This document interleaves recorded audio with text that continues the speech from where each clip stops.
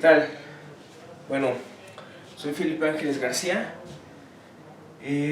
Esta es la presentación del curso de Ecuaciones Diferenciales Parciales 2. ¿Sale? Lo que voy a hacer ahorita es dar la motivación del curso. ¿Okay? ¿Cuál es el punto del curso? ¿Por qué el temario es el temario que está en la página? ¿Okay? ¿Por qué lo estructuré de esa manera? ¿Sale? Entonces, lo que vamos a en sí a trabajar, o lo que quiero llegar, el objetivo principal, es estudiar problemas de la siguiente forma. Laplaciano de U igual a F, ¿ok? Esto vamos a pedir que se satisfaga en omega, y vamos a pedir una condición que se llama de Dirichlet, ¿ok? Se llama condición de Dirichlet cuando yo doy el valor en la frontera de la función que estoy buscando, y le voy a poner 0, por un momento nada más para fijar ideas, ¿ok? ¿Sale? Entonces, este es un problema muy famoso, muy conocido, viejo, ¿ok? Es el problema de la ecuación de Poisson con condiciones de Dirichlet, ¿ok? En este caso, omega es abierto, acotado y de frontera de clase C1, ¿ok? Siempre se los voy a estar diciendo cuando sea importante mencionarlo. En este caso es importante mencionarlo. La frontera debe ser C1. Se puede demostrar que todos los resultados que voy a ver en el curso se valen para fronteras Lipschitz, pero las pruebas son complicadas. ¿Por qué pido frontera C1? Porque usualmente en todo el análisis que yo voy a hacer en el curso está involucrado el teorema de la divergencia, la integración por partes en varias dimensiones, y esos resultados se valen o para frontera C1 o Lipschitz, pero no para menos. ¿Okay? Hace como un año de un curso entero de la prueba del teorema de la divergencia con fronteras Lipschitz o C1 por 2, y es pesado darla. Entonces, por eso le ponemos esta hipótesis y no menos, pero se podría pedir frontera Lipschitz. ¿Okay? Es un problema muy famoso, muy conocido, y tiene un significado físico. ¿Sí? Están pensando en R3, por ejemplo, digamos que aquí está omega. ¿Okay? Este problema está relacionado, aparece en muchísimas instancias en física. ¿Okay? Hay muchos contextos en los que aparece, por ejemplo, en gravitostática, en electrostática, ¿okay? Aparece en dinámica de fluidos también, ¿okay? Linealizada, claro.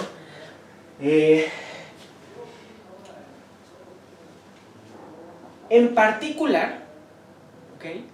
Aparece en el contexto de la mínima energía, ¿okay? De una membrana elástica, ¿sí? Entonces, si ustedes pensaran que este es omega, piensen omega, por ejemplo, como la base de un tambor, ¿sí? ¿Okay? Aquí está su frontera, y ustedes, digamos que amarran a la frontera una membrana de algún material. No sé, ¿sale? La pregunta es, ¿cuál es la configuración de mínima energía de esta membrana? Es decir, ¿qué forma toma? ¿Qué forma toma esta membrana al ser, digamos, como anclada, como amarrada, sujetada a la frontera de omega? Es un problema viejo, también es el problema de Dirichlet, ¿sale? Entonces la pregunta es, ¿qué forma toma esto? ¿Okay? Los principios en física dicen, debe tomar la configuración de mínima energía. ¿Okay? Entonces eso está relacionado a un problema de minimizar algo. ¿Okay? Pero resulta que también está relacionado con un problema en ecuaciones parciales. Ahorita voy a explicar cómo. ¿Sí? Pero entonces cuando yo les pido, fíjense, la geometría de esto es esta. Cuando yo les digo, encuentro una función cuyo menos laplaciano es f, y de hecho el laplaciano en sí va con un menos. ¿Sí?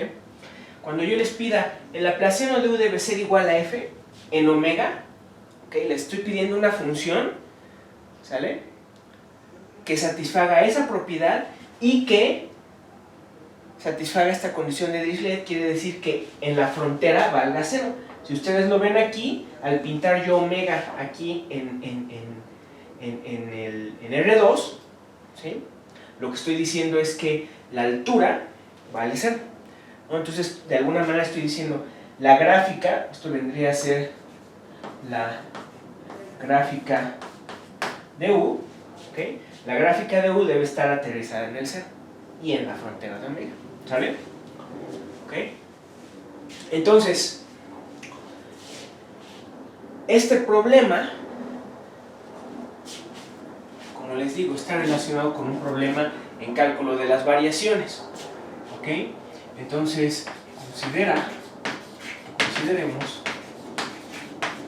consideremos f, no lo puse, pero f de omega en R dada, y le vamos a poner por un momento y continua. ¿Ok? Supongamos que existe una U de clase C2 en omega, intersección las funciones continuas hasta la cerradura en omega, tal que satisface 1.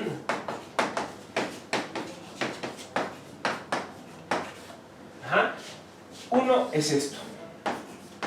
Ahora, ¿por qué le doy estas hipótesis? ¿Por qué asumo que U debe ser de clase C2 y continua hasta la frontera?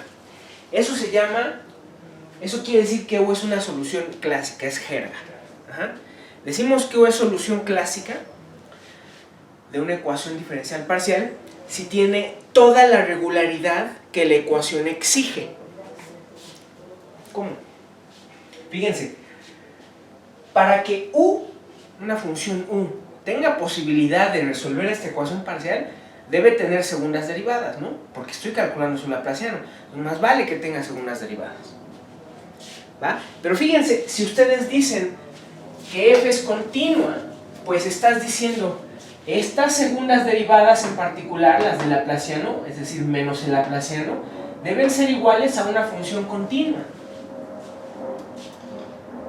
Entonces dices, bueno, mira, ya estás diciendo que requieres que las segundas derivadas que están en la traza del hessiano, ¿ok?, sean continuas. Es lo que estás pidiendo, ¿no? De todo el hessiano, el laplaciano, que es la traza del hessiano, necesitas que sea continuo, porque necesitas que sea igual a una función continua. Entonces dices, bueno, lo más fácil de pedir es pedirle a U que sea de clase C2, ¿ok? Todas sus derivadas continuas, y así aseguro que la traza es continua, la traza del hessiano. Entonces, una ecuación con esa propiedad tiene posibilidad de satisfacer la primera condición. ¿Por qué le pido la otra? ¿Por qué le pido que sea continua hasta la cerradura en omega? Bueno, ciertamente U al ser C2 en omega es continua en omega. Pero fíjense, yo le estoy pidiendo además que en la frontera sea igual a 0, sea igual a una función continua. La función continua es el 0 en la frontera. De hecho, si le ponen cualquier otra función y le piden a G que sea continua, pues es lo mismo, ¿no? Necesitan que U en la frontera sea igual a una función continua, y por lo tanto le voy a pedir la regularidad de continuidad hasta la cerradura de omega. ¿Sale? A esto le llamamos solución clásica. Ya veremos eventualmente, estudiaremos estas soluciones, ¿sí? Vamos, son las soluciones que uno esperaría. Son las soluciones que ustedes se acostumbraron a estudiar en ordinarias 1 y en parciales 1. Ajá. Todos los métodos que vieron en ecuaciones parciales 1, ordinarias 1 o MAF, porque en MAF es un curso de métodos, ¿okay? Todos los cursos de métodos se la pasaron buscando soluciones C1 o C2, dependiendo de la ecuación que estuvieran estudiando. Seguro estudiaron esta. El problema es que en el curso de parciales 1 o en MAF realmente resuelven prácticamente todas las ecuaciones que se pueden resolver, todas las ecuaciones diferenciales parciales que se pueden resolver, ¿ok? Y son pocas. De hecho, los métodos más exitosos, entre comillas, son, por ejemplo, la función de Green, ¿ok?, y el método de separación de variables, que se enseña ahí medio mal en el curso de MAF, pero no mal, sino se enseña no necesariamente con el rigor, pero hay otras razones. El método de separación de variables sirve usualmente para hacer análisis asintóticos, ¿okay? Es muy práctico para eso y por eso se usa mucho en física. Pero, de cierta manera, el curso de MAF pues no prueban que las series, las dobles series o triples series que salen, o si han llevado cuántica o electro 2, ya saben que les sale la triple serie cuando estudian el potencial, la ecuación la ecuación de Schrödinger con el potencial colombiano, o la ecuación de Poisson con simetría esférica para resolver para encontrar el potencial de Coulomb, bueno, ¿no? ¿Okay? Son métodos exitosos, ¿okay? Entre comillas, o mejor dicho, los más exitosos, pero aún así son dejan mucho que desear. Si se acuerdan, si vieron función de Green, incluso en ordinarias 1, si vieron función de Green, ¿okay? Para la ecuación de Poisson, se acordarán que realmente el ser humano no sabe calcular funciones de Green. Sabe calcular o tiene calculadas como 5 o 6 funciones de Green, ¿okay? No hay muchas, ¿sale? Calcular una función de Green es algo importante, ¿va? Pero no es algo que se puede hacer. Usualmente cuando calculas una función de Green, cuando encuentras una función de Green, es para un conjunto omega. La función de Green depende del conjunto que tiene ciertas simetrías, ¿ah? Entonces hay funciones de Green para bolitas, ¿ah? En el plano para rectángulos, cuadraditos. Pueden encontrar funciones de Green, ¿okay? Una bola, en general una esfera, en general una bola, en el plano un disco, ¿okay? Hay funciones de Green para el semiespacio, para el cuarto de plano, ¿okay? Pero si se dan cuenta, todas estas tienen simetría increíble, ¿no?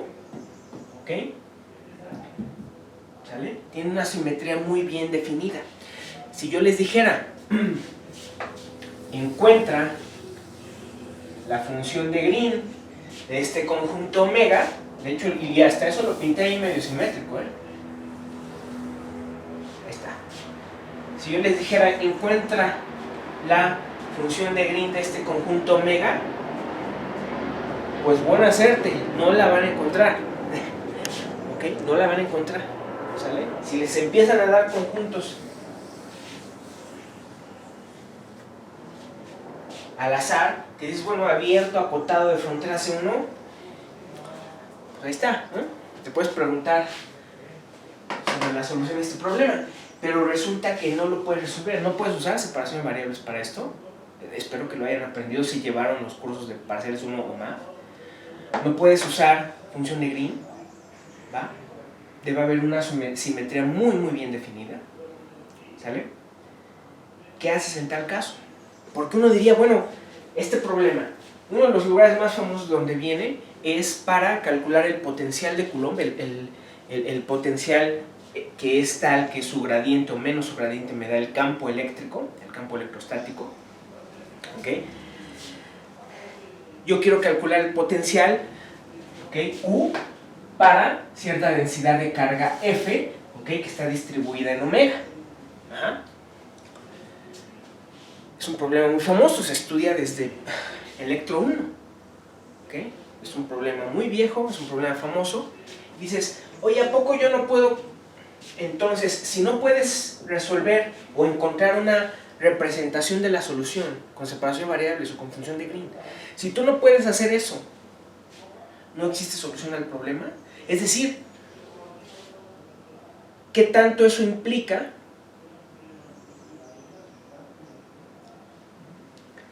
que mi teoría física esté bien definida? Porque uno dice, bueno, si mi ecuación no tuviera solución, ¿qué me dice eso de mi teoría en física? ¿Qué me diría eso? Entonces fíjense, claramente ustedes podrían construir un material con estas formas, asimétricas, podrían cargarlo, podrían ponerle una densidad de carga, ¿no? Sin ningún problema. Hay un potencial, por lo tanto.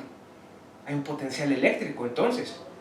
Entonces dices, bueno, el problema sí existe en la naturaleza. El potencial eléctrico existe, pero yo no puedo encontrar la solución a la ecuación. ¿Ok? No se puede encontrar. ¿Va? Es algo muy parecido a lo que pasa en Ordinarias 1. Eventualmente empiezan a estudiar sistemas de ecuaciones más y más complicados. Y después dices, ya no vale la pena intentar resolverlos. ¿Ok? Ya no vale la pena intentar resolverlos. ¿Y qué haces? Pues estudias teoría cualitativa. Aquí no tenemos eso. En parte, uno estudia teoría cualitativa inmediatamente porque ya sabe uno que existen soluciones. Ajá. Entonces uno se pregunta más bien propiedades de las soluciones. Realmente el problema de existencia o unicidad en ecuaciones diferenciales ordinarias está resuelto para el problema de Cauchy. Realmente a nadie le interesa ese problema. Sin embargo, las ecuaciones diferenciales parciales son tan distintas entre sí, modelan tantas cosas distintas, desde cuántica hasta electro, hasta relativa, lo que sea, ¿okay? Finanzas incluso, que tener un teorema de existencia y unicidad es algo ficticio, no existe, de hecho no existe tal cosa. Por eso si llevaron MAF o parciales 1, tal vez vieron los cursos así. Primero empezaron estudiando ecuación de calor, después ecuación de onda, después ecuación de Laplace, Poisson, y así se fueron. Porque cada ecuación tiene su propia teoría distinta. Porque en sí cada una tiene su propio teorema o requiere un teorema de existencia y unicidad. ¿Sale?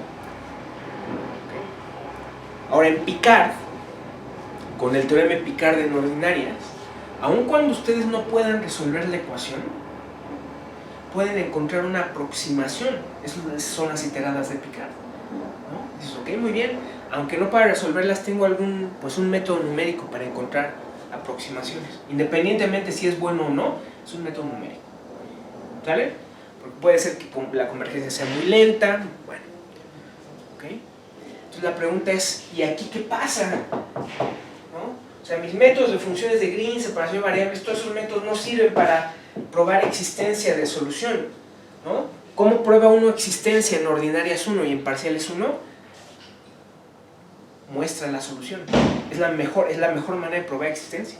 Te muestro la solución, ¿no? ¿Quieres probar que existe pie grande? Muestra la existencia. Muéstrame pie grande. Dame el ADN de pie grande. ¿No? ¿Ok? Esa es la manera ideal. Pero hace mucho tiempo se entendió que en ecuaciones diferenciales parciales esa manera no se puede llevar a cabo, como es el caso de estos conjuntos, encontrar soluciones sobre estos conjuntos, a esa ecuación. ¿Okay? ¿Qué se hace en tal caso? Bueno, se han hecho muchas cosas, ¿ok? Pero en particular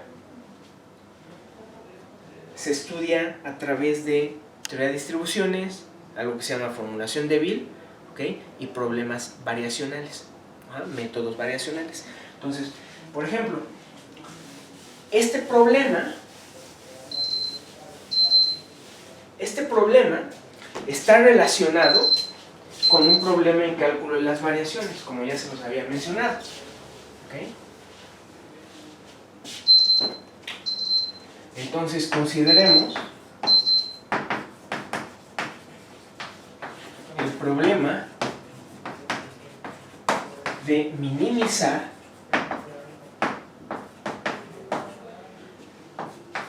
un funcional j de W, ¿ok? Dado por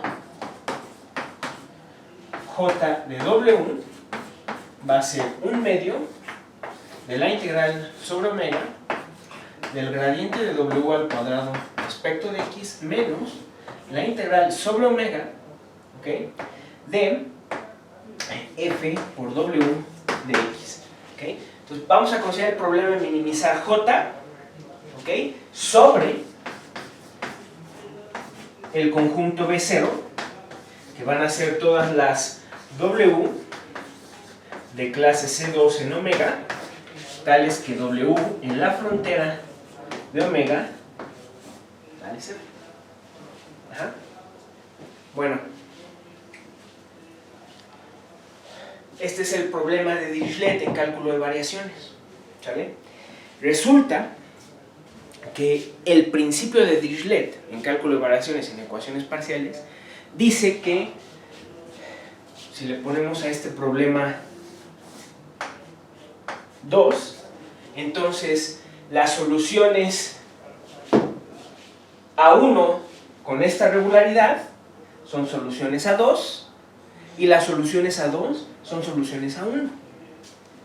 Ajá. Ese es el principio de Dirichlet, ¿va?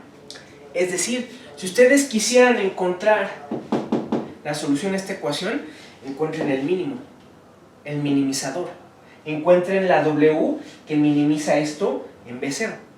¿Qué quiere decir? Acuérdense, les recuerdo que eso quería decir que encontraron una W0 de tal manera que se cumple esto, ¿ok? Para toda W en B0, ¿no? A eso me refiero.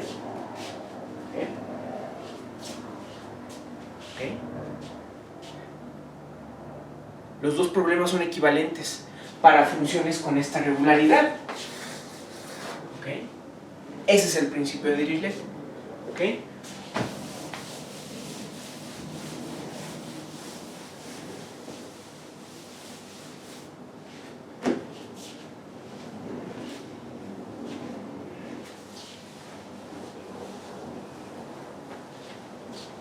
Ese es el principio de Dirichlet.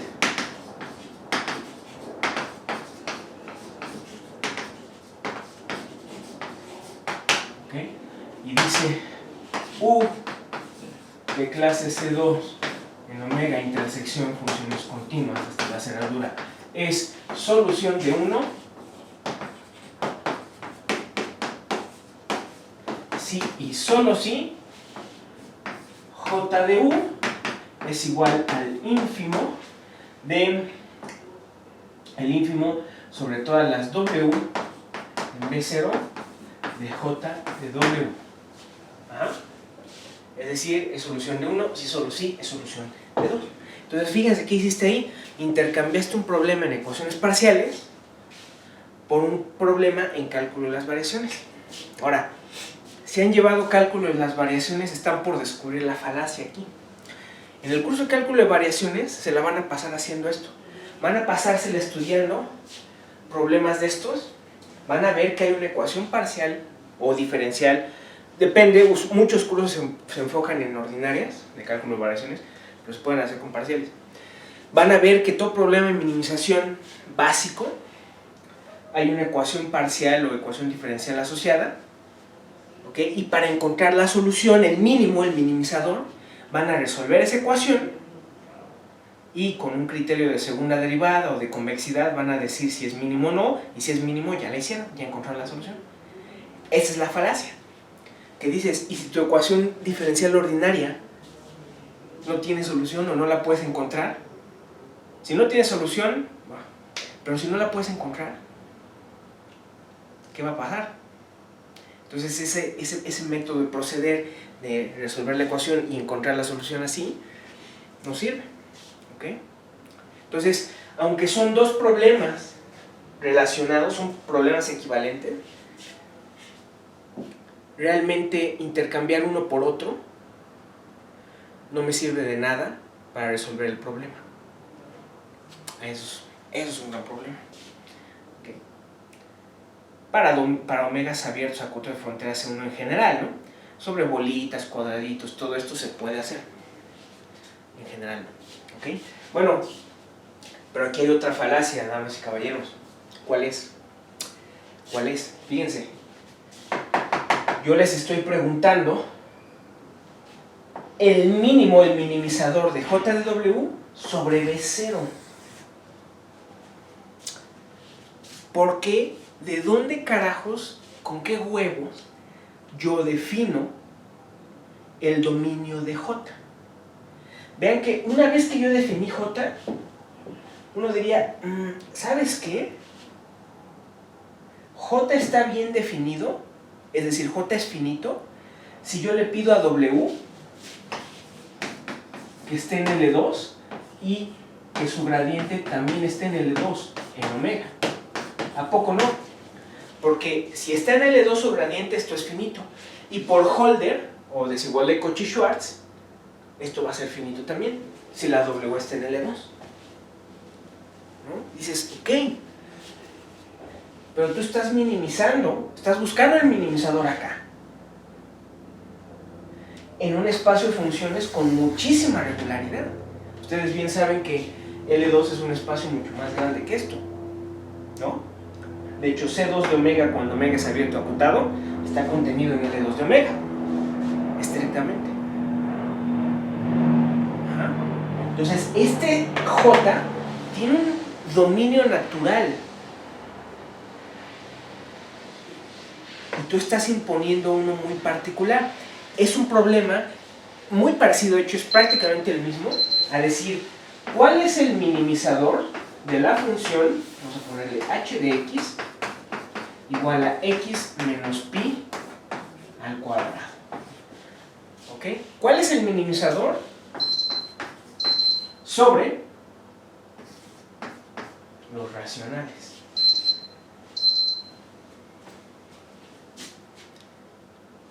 ¿Qué pasó? Aquí ya se entiende el problema más claramente, ¿no? ¿Por qué te atreves tú a dar el dominio? ¿No? Si me haces esta pregunta, ¿cuál es el minimizador en los racionales? La respuesta es, no hay. Siempre hay una asociación minimizante, eso ya lo saben. Es decir, siempre me puedo aproximar a pi con racionales tanto como quiera, tan cerca como quiera, pero jamás voy a pegarle a pi. ¿Ok? Sin embargo, si ustedes ahora se preguntan cuál es el minimizador aquí, hay una respuesta. Pues resulta que eso mismo se dieron cuenta aquí. Esto es un problema muy viejo, como les digo. ¿Okay? Uno diría, ¿por qué propones B0 entonces desde el principio? ¿No? Si no es el dominio natural de J, ¿por qué lo propones desde el principio? ¿No?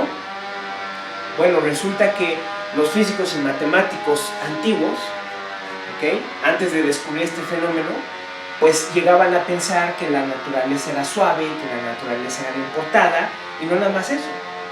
Les facilitaba las cuentas pensar que el dominio era este.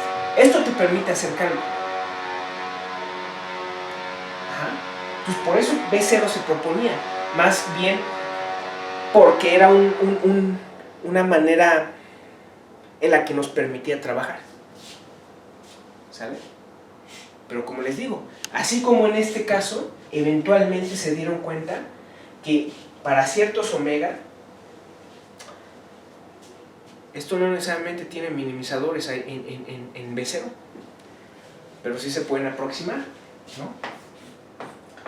Se dieron cuenta cerrando B0 respecto de cierta norma que veré en el curso, y a esto se le llamó espacio de Sobolev. ¿Okay? Los espacios de Sobolev nacen en gran parte, por el estudio de cálculo de las variaciones, de tratar de encontrar los minimizadores a esto. ¿Sí?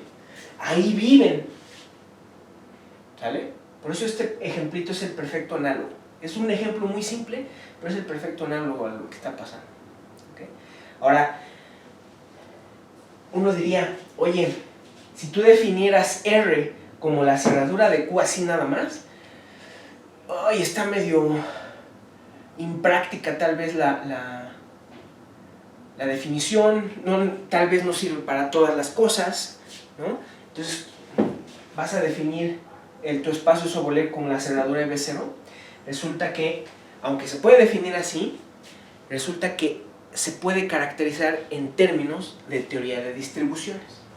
La teoría de distribuciones nace también por lo mismo, querer estudiar soluciones a ecuaciones parciales, pero soluciones que no tienen tanta regularidad, soluciones que digamos, nada más tienen esta, ¿no? Fíjense que esto no implica que haya segundas derivadas continuas. Dices, una función con esta regularidad no tiene esta regularidad. No tiene por qué ser C2, ni siquiera tiene que ser continua. Pero la teoría de distribuciones te dice, ok, aunque tenga regularidad más leve, ¿ok? Esta regularidad más leve, menos estricta, podemos definir un concepto de solución. Ajá. Entonces nace el concepto de distribución. ¿Okay? Que seguro, si les hablaron de esto en ordinarias, les dijeron, las distribuciones no son funciones. Son funciones nada más que no son de Rn en Rm. ¿Sí? Generalizan en cierto sentido el cálculo que uno estudia. ¿Sí? Los cálculos. ¿Va? Generalizan de cierta manera las funciones localmente integrables. ¿Va? Entonces, el problema de resolver la ecuación de Poisson está relacionado con cálculo de las variaciones y está relacionado con teoría de distribuciones. ¿Sale? Por eso es que mi curso está compuesto de esa manera. La primera parte del curso es teoría de distribuciones. La vamos a ver en principio sin ecuaciones parciales. Vamos a definir qué es una distribución, vamos a ver cómo operan, cómo trabajan, y ya que se acostumbren a manejarlas, vamos a probar un teorema muy importante, porque ya que estoy ahí voy a probar un teorema muy importante que se llama el teorema de Malebranche y Ehrenfries, que me dice que toda ecuación diferencial parcial lineal con coeficientes constantes tiene al menos una solución. ¿Okay? De cierta manera eso le pone orden a las ecuaciones parciales lineales con coeficientes constantes. Entiéndase, la ecuación de onda, la ecuación de calor, la ecuación Poisson, Laplace, todas esas que estudiaron en el primer curso de parciales, si es que lo llevaron. Ya que haya acabado el tema de distribuciones, ahora sí van a estar sobrecalificados para saber qué es un espacio Sobolev. Pero va a haber una pequeña semana de intermedio, donde voy a explicar cuál es la relación entre distribuciones y espacios de Sobolev y las ecuaciones parciales. ¿Va? Vamos a pasar por el principio de Dirichlet y otro principio de Dirichlet, digamos, generalizado. Después de eso, ya que hayan aparecido, ya que hayan visto un ejemplo muy particular de dónde aparecen los espacios Sobolev naturalmente, ahora sí los vamos a trabajar. Los vamos a definir con distribuciones, los vamos a trabajar y vamos a empezar a probar existencia y unicidad.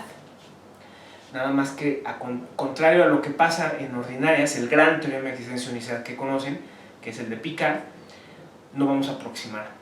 No hay manera, con el teorema que vamos a ver, y esa es una gran diferencia en ecuaciones parciales, no aproximas la solución. Ajá.